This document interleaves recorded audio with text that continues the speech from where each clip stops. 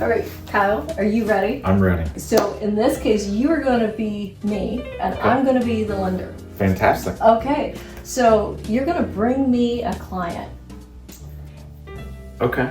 And of course, you've got the buyer. Right. Okay, so tell me, why should I lend to your buyer? So Kyle, I have this great buyer. Yeah? He just graduated high school Oh, and he has a lot of money okay. from parents. Okay. Great credit. What do you need from me? I guess the first step would be for him to fill out a loan application, right? Absolutely.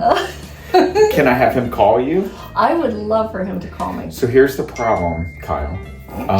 He doesn't get off work until 9:30 at night. Is that okay? That's perfect. He I was work all the time. absolutely like I. He was very concerned because the bank actually told him that he could only do it 9 to 5, Monday through Saturday. No, you know, I work all hours, and all he has to do is fill out the application online. We'll have a quick little conversation with him, and we will get him pre-approved. I love it. I'll give you my phone number. All right, good job, Thank Sheila. you so much. Oh my God, that was fun.